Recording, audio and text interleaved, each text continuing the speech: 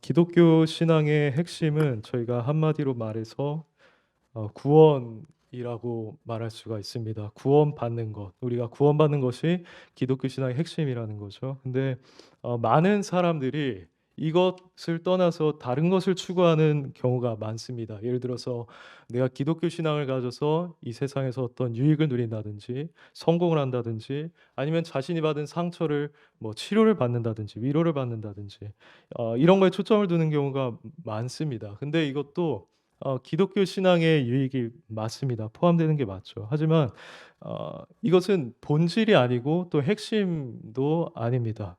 만약에 이게 우리 기독교 신앙의 본질이고 핵심이라면 우리는 꼭 기독교를 믿지 않아도 될 겁니다. 다른 종교에서도 이런 것들을 얼마든지 해결해 줄 수 있고 오늘날 잘 발전된 과학적인 수단들이 해결해 줄 수도 있습니다. 또 여러분들이 노력하면 그 또한 해결할 수도 있겠죠. 사람들이 이렇게 기독교 신앙을 인식해서일까요? 오늘날은 많은 자들이 이 기독교는 믿어도 되고 안 믿어도 된다라는 인식을 가지고 있는 것 같습니다.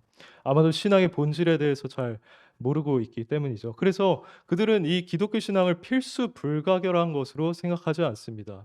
종종 전도하다 보면 그런 사람 만납니다. 내가 지금은 바빠서 교회를 못 갑니다. 다음에 가겠습니다. 좋은 말씀해 주셔서 감사합니다. 언젠가는 가야죠.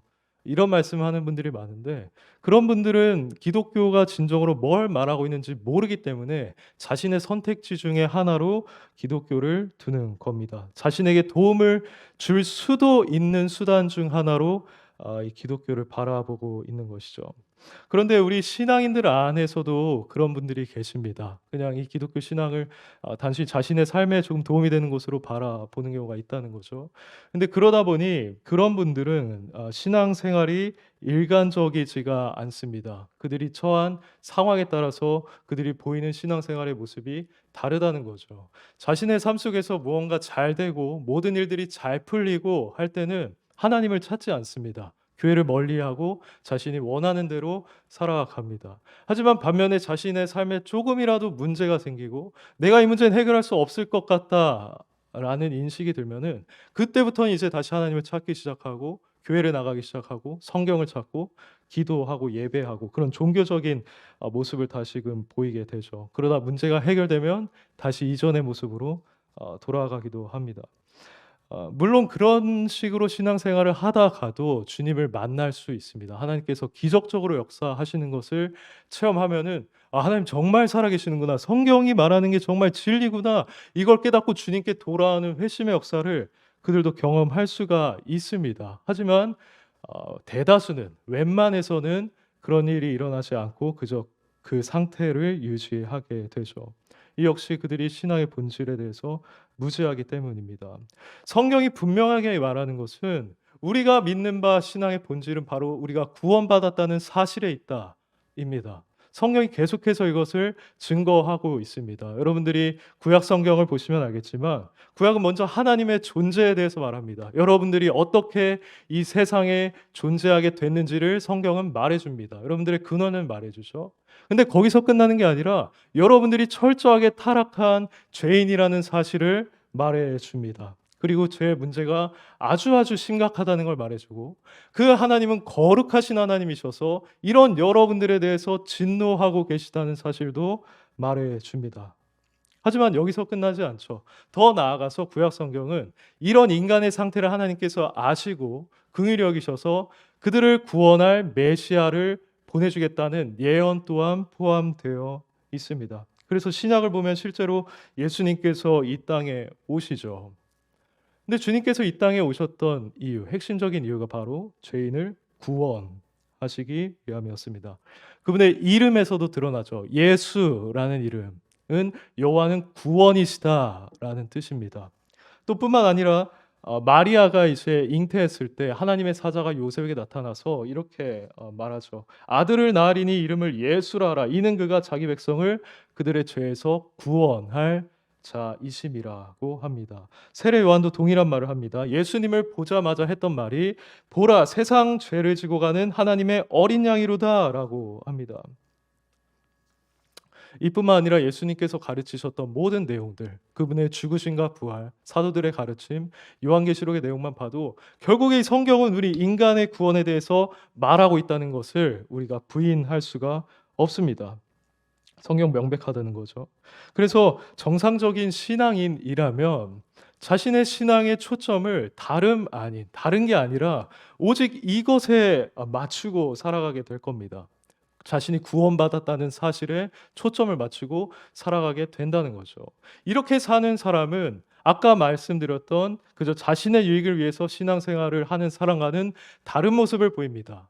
그들은 일관성이 없는 신앙생활을 하지만 이렇게 하나님의 구원의 은혜에 초점을 맞추고 있는 자들은 비록 어려운 일들이 있을 수 있지만, 굴곡이 있을 수 있지만 여전히 초연한 모습으로 일관되게 신앙생활을 하게 됩니다.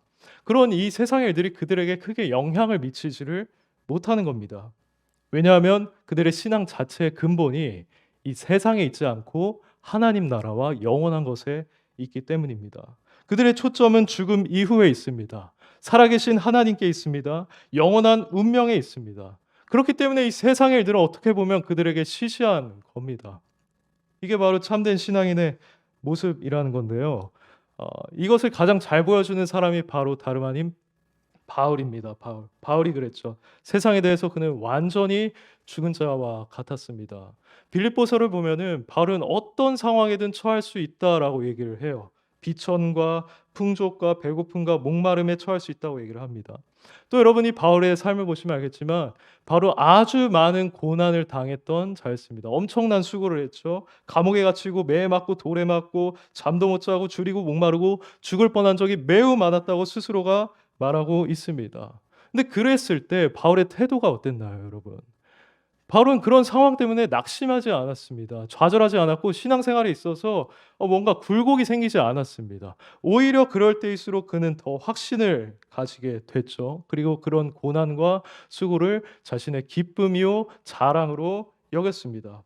어떻게 그렇게 일관된 신앙을 가질 수 있었을까요? 어떻게 그렇게 초연한 모습을 바울이 보일 수가 있었을까요? 그것은 바로 그가 구원의 확신을 가지고 있었기 때문입니다. 내가 이 세상을 살고 있긴 한데 나에게는 영원한 생명이 있다는 걸 나는 안다. 이 사실을 확신했던 거죠.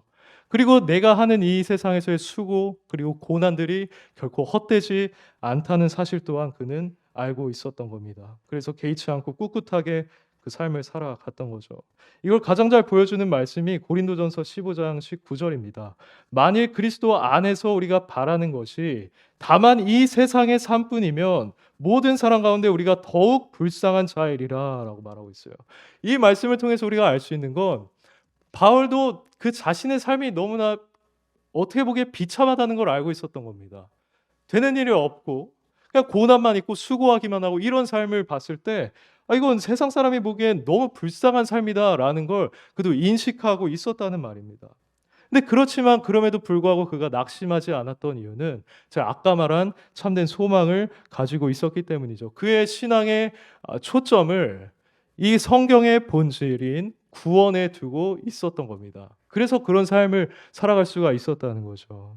사랑하는 올고든 교회 성도 여러분, 여러분들은 어떻습니까? 지금 여러분들의 신앙의 초점은 어디에 맞춰져 있습니까? 여러분도 바울과 같이 오직 여러분들이 구원받았다는 사실에 감사하면서 그것에 초점을 맞추고 살아가고 있습니까? 이 세상에 대해서 초연하게 또 일관된 모습으로 살아가고 있습니까? 만약에 그렇지 않고 여러분들이 이 세상 일들에 의해서 여러분들의 신앙이 굴곡이 있고 환경에 영향을 받는다면 여러분들이 진정으로 기독교 신앙의 본질을 따르고 있는지를 다시금 확인해 봐야 할 것입니다. 그리고 여러분들이 그것에 대해서 무지한 상태로 있지는 않은지를 점검해 보아야만 할 겁니다. 이것은 여러분들이 진지하게 돌아보아야만 하는 주제입니다. 왜냐하면 우리의 저와 여러분의 영원한 운명과 관련 있는 문제이기 때문입니다. 성경은 그리고 거짓 신앙에 대해서 계속해서 경고하고 있기 때문입니다. 나는 믿는 것 같았지만 결국에 주님으로부터 모른다, 난 널 모른다라는 답을 들은 경우가 성경에 많이 등장하고 있기 때문입니다. 한편 성경은 이렇게 구원에 대해서 말을 하고 있기는 하지만 구원받은 자들이 그러면 어떻게 살아가야 하는가에 대해서도 아주 많이 말을 하고 있습니다. 오늘 저희가 살펴본 본문도 이것과 관련이 있습니다. 본문을 같이 보겠습니다. 본문을 보시면 처음에 그러므로라고 말하고 있습니다. 그러므로. 이 그러므로라는 단어는 여러분들이 아시겠지만 내가 계속 무슨 말을 하다가 이제 결론적으로 너희들에게 권면하고 싶은 말을 할 때 쓰는 말이죠. 그렇기 때문에 우리는 이 그러므로라는 단어가 왜 나와 있는지를 알기 위해서 앞에 있는 구절을 살펴야 합니다. 2장 1절부터 11절을 봐야 하는 거죠. 여길 보시면 바울이 예수님에 대해서 말하고 있습니다. 구체적으로 말하자면 예수님이 하나님과 동등한 본체셨지만 자기 자신을 낮추셔서 죽기까지 순종하셨다라는 내용을 바울이 다루고 있습니다. 또 그렇게 했을 때 하나님께서 그러한 순종을 귀하게 여기시고 높이셨다는 얘기를 하고 있습니다. 그래서 우리가 어떤 맥락에서 이해를 해야 하냐면 어, 바울이 봤을 때 예수님은 이렇게 자신 죽기까지 순종을 하셨던 분이다. 그리고 그렇게 순종을 하셨기 때문에 이렇게 높임을 받으셨다. 그러므로 너희들도 이러이러하게 행해야 한다라는 맥락에서 여러분들이 오늘 말씀을 봐야 한다는 겁니다. 그래서 이어서 구절을 보시면요. 나의 사랑하는 자들아 너희가 나 있을 때뿐 아니라 더욱 지금 나 없을 때에도 항상 복종하여라고 얘기를 하고 있습니다. 무엇을 행하라는 겁니까? 결국에 항상 복종하라라는 말을 바울이 하고 싶었던 건데 요게 가운데 이런 말이 있습니다. 너희가 나 있을 때뿐 아니라 더욱 지금 나 없을 때에도라는 말을 하고 있죠. 이 말을 바울이 여기서 왜 하고 있을까요? 이것은 당시 빌립보 교인들이 지나치게 신앙생활을 하는 가운데서 바울을 의지하는 경향이 있었기 때문입니다. 그도 그럴 만한 것이 이 빌립보 교인들은 바울에게 직접 복음을 전해 들었고 또 가르침을 받았어요. 그리고 자신들에게 뭔가 문제가 있을 때 또 질문이 있을 때 바울에게 직접 가서 그 문제를 해결받았을 겁니다. 그리고 인격적으로 아주 탁월하고 훌륭했던 바울과 사랑의 교제를 나누기도 했었겠죠. 그러다 보니까 바울을 상당히 많이 이제 의지하는 경향을 그들이 보이고 있었던 겁니다. 바울은 예리하게 그것을 인식하고 있었던 것이죠. 그래서 여기서 이 말을 하는 이유는 너희들 나를 의지하지 말고 내가 없다 할지라도 너희는 오직 하나님만 의지하고 너희들에게 맡겨진 신앙생활의 경주를 잘 해내라고 말하고 있는 겁니다.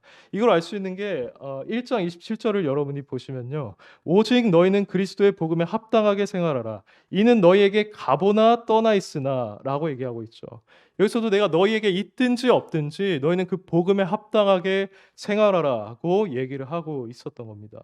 그래서 결국에 바울은 빌립보 교인들이 오직 하나님만 의지하면서 신앙생활을 하기를 자신을 의지하지 말기를 권면하고 있었던 거죠. 여기 이 내용은 저희들에게도 어느 정도 적용할 수 있는 부분입니다. 우리도 종종 다른 분들에게 의지하면서 신앙생활을 하는 경우가 있는데 그래서는 안 된다는 거죠. 여러분들의 부모님이나 여러분들의 남편이나 아내나 또는 여러분들이 따르는 사역자나 그들의 신앙이 여러분들의 것이 될 수가 없습니다. 그들이 여러분들에게 권면을 해줄 수 있고 여러분들을 위해서 기도해 줄 수 있지만 그럼에도 불구하고 신앙생활은 결국에 여러분들 스스로가 해야 한다는 겁니다. 그들이 가지고 있는 믿음이 여러분의 믿음이 될 수가 없다는 말이죠. 물론 우리가 그들에게 많은 도움을 받을 수가 있고 하나님께서는 그런 자들을 통해서 여러분들에게 은혜 주시기도 합니다. 그러나 신앙은 오직 나 자신에게 달려 있다. 는 것을 여러분들이 반드시 기억하셔야 합니다. 그래서 나에게 정말 하나님에 대한 믿음이 있는가? 또 내가 죄인이라는 걸 분명하게 깨달았는가? 나는 주 예수 그리스도를 참으로 나의 구원자로 믿었는가 하는 믿음이 여러분들에게 반드시 있어야 한다는 겁니다. 그리고 당연히 하나님의 뜻에 순종하면서 살아가야겠죠. 여러분들이 이 공동체에 나와서 함께 기도하고 예배할 수 있습니다. 그렇지만 그것만으로는 충분하지 않고 여러분들이 개인적으로 골방에 가서 기도하는 것도 필요합니다.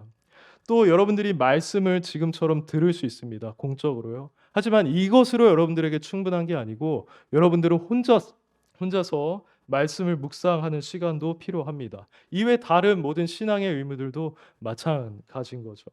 그래서 개인의 이런 신앙과 공동체의 신앙, 남들과 함께하는 신앙이 적절한 조화를 이루고 균형을 이루어야만 합니다. 그래야 여러분들이 가진 신앙이 건강하고 모범적인 신앙이 될 수가 있는 겁니다. 여러분들이 이것을 기억하고 실천해야겠죠.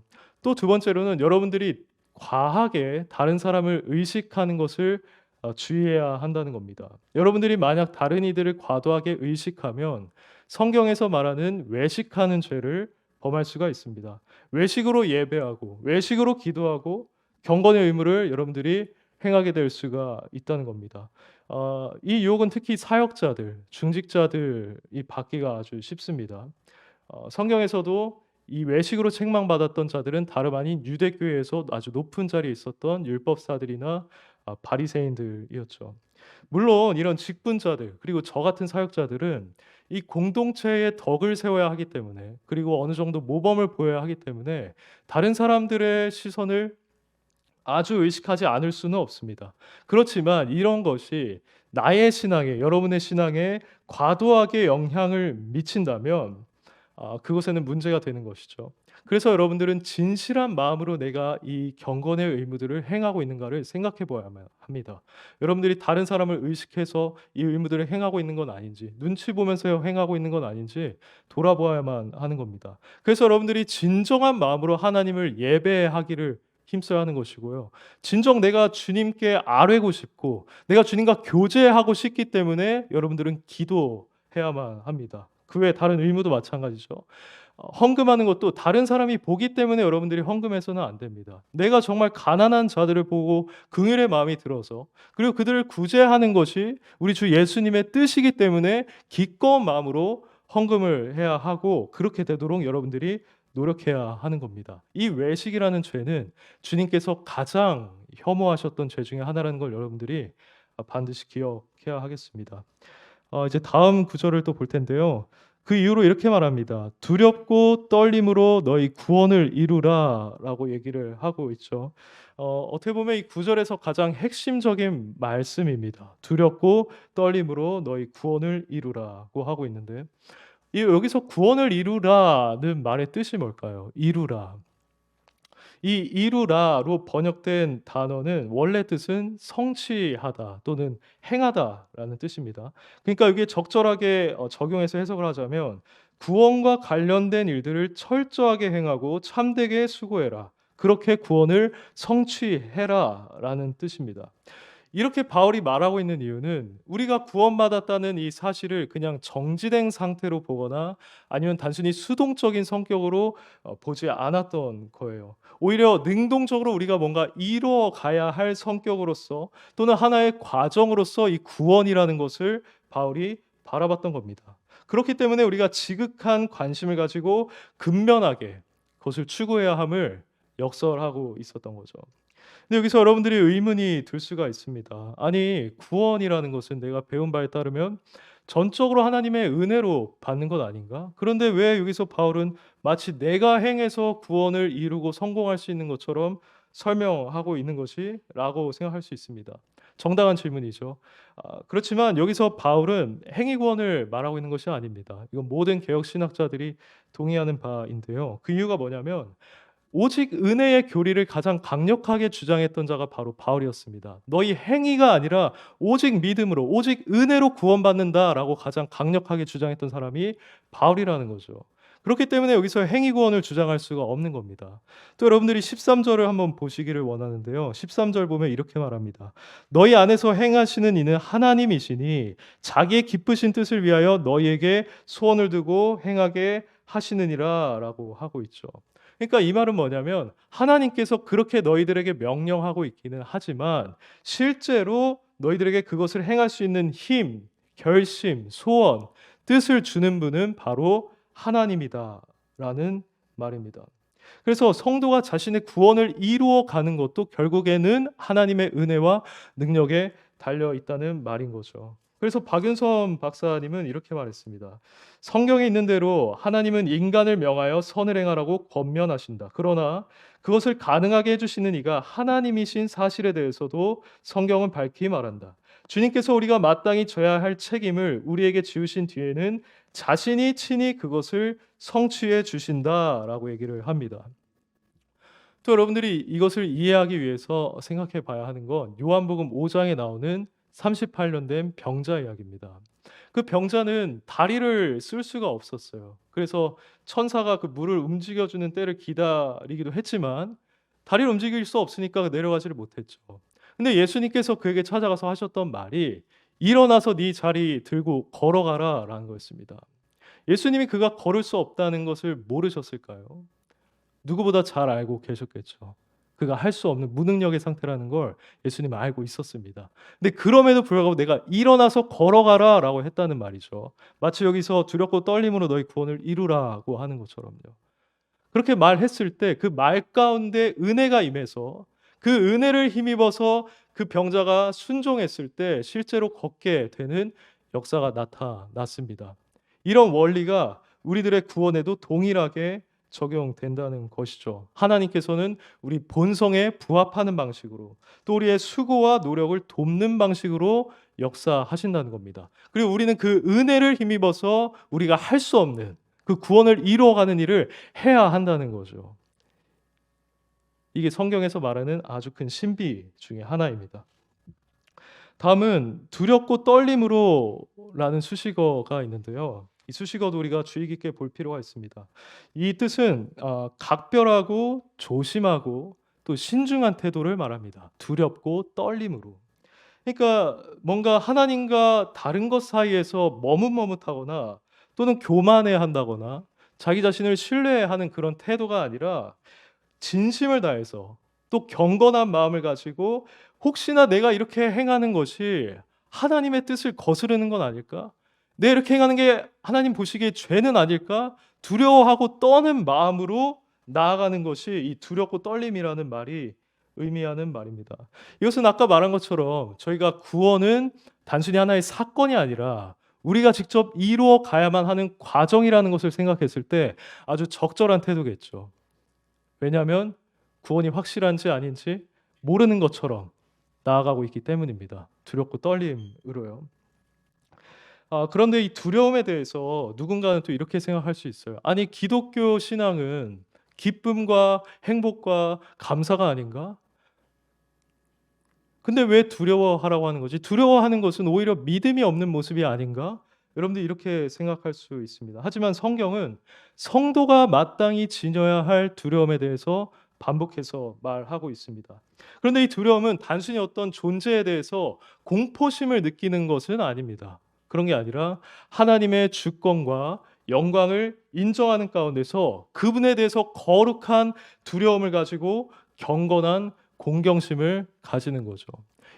만약 여기서 말하는 두려움이 이런 종류의 두려움이라면 우리는 하나님에 대해서 또 우리가 구원의 길을 걸어가는 과정 속에서 이 마음을 반드시 가져야 할 겁니다. 그래서 성경도 너희가 하나님을 경외해라, 경외하라 고 반복해서 얘기하고 있는 것이죠.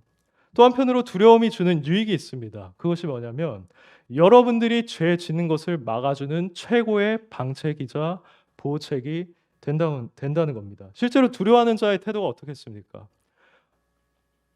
마치 어린아이처럼 내가 이걸 해가면 이게 과연 죄가 될까? 하나님 마음 상하게 하지는 않을까? 두려워하면서 죄를 짓지 않게 되는 겁니다. 자신의 모든 행동에 있어서 조심하고 주의하게 되는 거죠. 뿐만 아니라 자기 자신을 계속해서 점검할 겁니다. 내가 지금 이렇게 하고 있는 게 맞나? 내가 지금 이대로 신앙생활을 하고 있는 게 과연 맞는 건가? 라고 부단히 점검할 겁니다. 그리고 부족함을 당연히 인식하겠죠. 그러한 과정을 통해서 하나님을 전적으로 의지하게 될 겁니다. 그래서 잠언 28장 14절은 항상 경외하는 자는 복되거니와 라고 말하고 있습니다. 항상 경외하는 자, 항상 두려워 떠는 자는 복되다 라는 말을 잠언에서 해주고 있는 겁니다. 또 칼빈은 이렇게 말했어요. 두려움이라는 것은 믿음의 평정을 감소시키기는커녕 오히려 더욱 공고하게 만들어 흔들림이 없도록 한다라고 했습니다. 그러니까 두려움은 믿음, 우리 신앙생활에 있어서 해가 되는 게 아니라 오히려 유익이 된다는 말이죠. 이 길을 끝까지 거룩하게 걸어갈 수 있도록 도와준다는 말입니다. 이런 점에서 적절한 두려움이 저와 여러분들에게 필요하다고 할 수가 있겠죠. 여러분들, 저희는 이 바울이 말하는 것처럼 두렵고 떨리는 마음으로 우리들의 구원을 이루어 가야 합니다. 오늘 말씀이 말하고 있는 것처럼 분명한 하나님의 뜻입니다. 왜냐하면 여러분이 가지고 있는 그 구원의 은혜도 우리가 이미 받은 것으로도 여겨야 하기는 하지만 여러분들이 주님 뵐 때까지 끌고 가야 하는 하나의 과정으로서도 여러분들이 바라보아야 하기 때문입니다. 성도의 태도는 안일한 모습과는 거리가 아주 멉니다. 나는 이미 구원을 받았어. 구원을 이미 따놓은 당상이야. 그러니까 난 이제부터 자유롭게 내 마음대로 또는 세상과 다름없이 살아갈 거야 하는 이런 모습은 이 성경에서 말하는 성도의 모습과 너무나도 거리가 멀다는 겁니다. 오히려 그 구원받은 은혜에 감사하면서 하나님을 더 알아가기를 원하고 그분을 더 예배하기를 원하고 또 그분의 뜻을 행하기를 원하면서 고군분투하는 모습이 오히려 성도들의 모습과 더욱더 어울린다는 겁니다. 그래서 바울이 이 신앙 생활을 경기에 비유했던 거예요. 경기장에서 다름질하는 것에 비유했던 겁니다. 그래서 그가 이렇게 말하죠. 내가 혹시나 떨어질까 두려워서 나는 내 몸을 쳐 복종시키면서 이 길을 달려간다. 그러니까 너희도 달려가라 라고 바울이 얘기를 했던 겁니다. 또 같은 이 성경인 빌립보서 3장을 보면요. 12절부터 이렇게 말합니다. 3장 12절에 내가 이미 얻었다함도 아니요 온전히 이루었다함도 아니라 오직 내가 그리스도 예수께 잡힌 바 된 그것을 잡으려고 달려가노라. 형제들아 나는 아직 내가 잡은 줄로 여기지 아니하고 오직 한 일 즉 뒤에 있는 것은 잊어버리고 앞에 있는 것을 잡으려고 표대를 향하여 그리스도 예수 안에서 하나님이 위에서 부르신 부름의 상을 위하여 달려가노라 라고 얘기를 하고 있습니다. 이처럼 참된 신앙인의 모습은 결코 나태함에 빠지는 것이 아니라 끝까지 두렵고 떨림으로 표대를 향하여 달려가는 것이라는 걸 우리가 알 수 있죠. 물론 우리 신앙생활에 있어서는 확신도 있고 기쁨도 있어야 합니다. 같은 이 성경 안에서 바울도 말하고 있어요. 너희가 기뻐하고 기뻐하고 기뻐해라. 또 요한도 요한일서를 보면은 내가 이것을 너희들에게 쓰면 너희에게 영생이 있다는 것을 알게 하기 위함이다라고 얘기하고 있어요. 그러니까 너희들이 구원의 확신을 가져도 좋다는 말이죠. 하지만 그것만 있어서는 안 된다는 겁니다. 오늘 말씀을 우리가 비춰봤을 때요. 그런 기쁨과 확신과 자유와 행복도 있어야겠지만 또 다른 한편에는 두렵고 떨림이라는 마음도 있어야 된다는 거죠.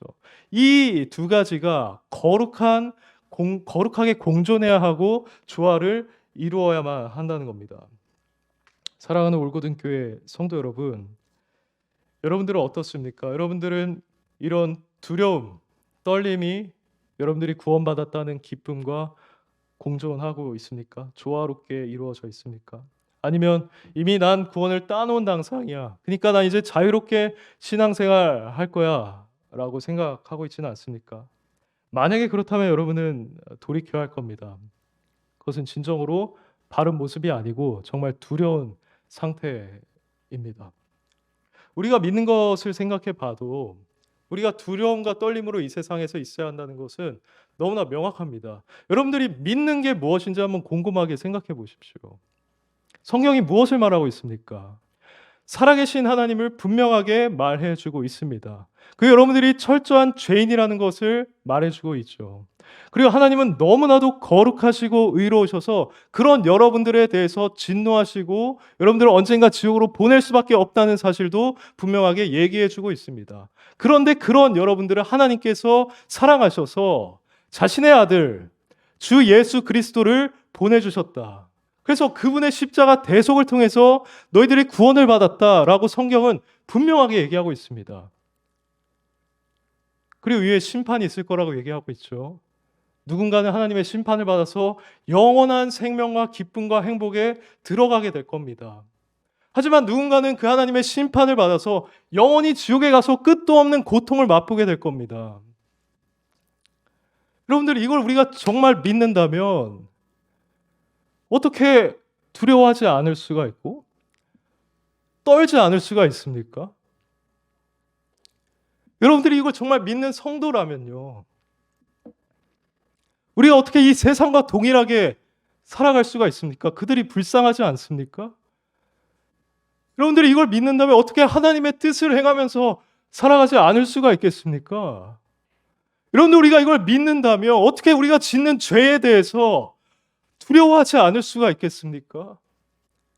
여러분들이 짓는 죄가 하나님의 진노를 유발할 것이고, 그 죄로 인해서 여러분이 어떻게 보면 지옥으로 갈 수도 있을 뻔했던 건데, 어떻게 죄를 아무렇지도 않게 우리가 지을 수 있냐는 말입니다. 두려움과 떨림이 없을 수가 있냐는 말입니다.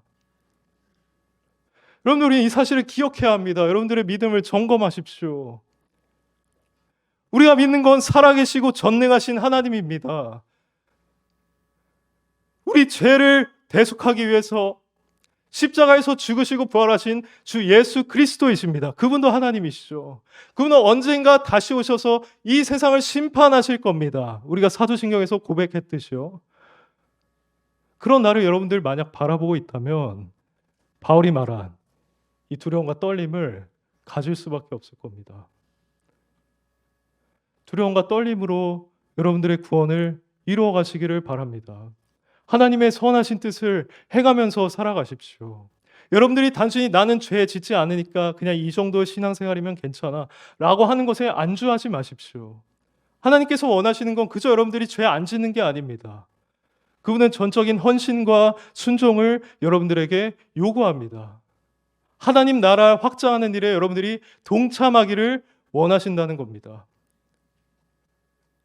그러니 당연히 우리가 그 일을 행할 수밖에 없겠죠. 우리가 진정으로 하나님의 백성이고 하나님의 자녀고 성경의 본질인 그 구원을 받은 자라면 말입니다. 두려워하시고 떠십시오. 기쁜 것도 좋고 행복한 것도 좋습니다. 하지만 이것이 반드시 여러분들에게 있어야만 할 겁니다. 여러분들이 하는 행동 하나하나에 신중하시길 바랍니다. 두려워하시길 바라고 떠시길 바랍니다. 그게 여러분을 향한 하나님의 뜻입니다. 물론 이것은 여러분들의 힘으로 행할 수가 없습니다. 당연하죠. 우리의 무능력을 성경은 계속해서 말하고 있으니까요. 그래서 여러분들이 의지해야 할 것은 바로 이 하나님의 은혜입니다.